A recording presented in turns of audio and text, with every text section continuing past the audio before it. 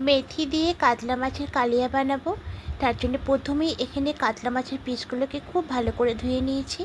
এবার এখানে সামান্য একটু লবণ, সামান্য একটু হলুদ গুঁড়ো আর একটু ভিনিগার দেব, দিয়ে খুব ভালো করে মাখিয়ে নেব।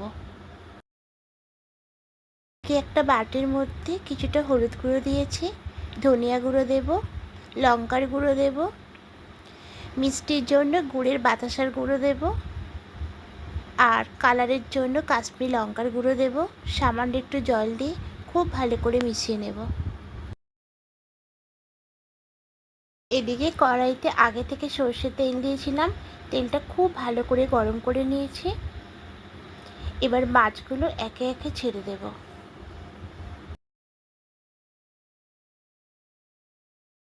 এবার মাছগুলোর এপাশটা উল্টে নেব।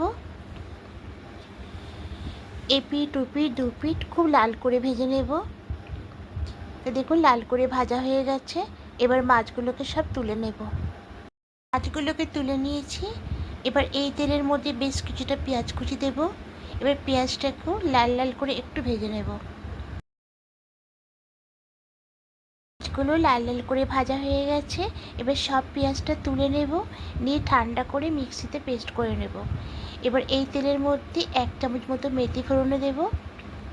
একটু নাড়াচাড়া করে নেব। যখন একটু ফটফট করে আওয়াজ হবে ঠিক এই সময়তে বেশ কিছুটা পেঁয়াজ পেস্ট দেব, দিয়ে একটু নাড়াচাড়া করে আদা রসুনের পেস্টটা দেব, দিয়ে খুব ভালো করে একটু কষিয়ে নেব। খুব ভালো করে কষিয়ে নিয়েছি।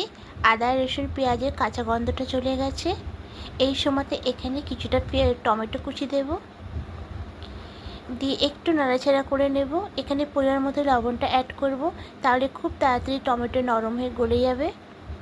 এবার খুব ভালো করে একটু নাড়াচাড়া করে নিয়ে যে গুঁড়ো মশলার পেস্টটা করেছিলাম ওই মশলার পেস্টটা দিয়ে দেব, দিয়ে এবার সব কিছু খুব ভালো করে এইভাবে করে একটু কষাতে থাকবো। আর এখানে যে পেঁয়াজ পেস্টটা করেছিলাম মানে ভাজা পেঁয়াজ পেস্টটা, ওই পেস্টটা দিয়ে দেব, দিয়ে এই মশলার সঙ্গে আবার পেঁয়াজ পেস্টটা দিয়ে খুব ভালো করে কষিয়ে নেব।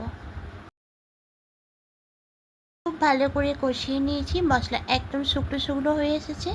ঠিক এই সময়তে এখানে পরিমাণ মতো জলটা অ্যাড করব, দিয়ে খুব ভালো করে মশলার সঙ্গে মিশিয়ে নেব। এবার জলটাকে একটু ফুটতে দেব। জলটা ফুটতে শুরু করে দিয়েছে। এবার ভাজা মাছগুলো একে একে জলের মধ্যে ছেড়ে দেব, দিয়ে কিছুক্ষণ হতে দেব। ঝোলটা ফুটতে ফুটতে অনেকটাই কমে এসেছে। ঠিক এই সময়তে এখানে বেশ কিছুটা গরম মশলা পাউডার দেব। এবার দিয়ে খুব ভালো করে মিশিয়ে নিয়ে আর একটু রেখে দেব। গ্রেভিটা মাখো মাখো হয়ে এসছে। এবার গ্যাসটা অফ করে এটা নামিয়ে নেব। তো কী যে মারাত্মক টেস্ট হয়েছে বন্ধুরা, না খেলে বিশ্বাসই করতে পারবেন না যে এতটা সুন্দর টেস্ট হয়। আর মেথির ফ্লেভারই একটা আলাদা, এই ফ্লেভারটাই রান্নার স্বাদকে দ্বিগুণ বাড়িয়ে দেয়। তা একবার হলেও বানিয়ে দেখবেন। আর যদি ভালো লেগে থাকে অবশ্যই কমেন্টে জানাবেন, একটু লাইক করে দেবেন। আর যারা নতুন বন্ধুরা দেখছেন এখনও পর্যন্ত সাবস্ক্রাইব করেননি তাদের কাছে অনুরোধ রইল সাবস্ক্রাইব করে পাশে থাকার জন্য। আমিও আপনাদের পাশে থাকবো।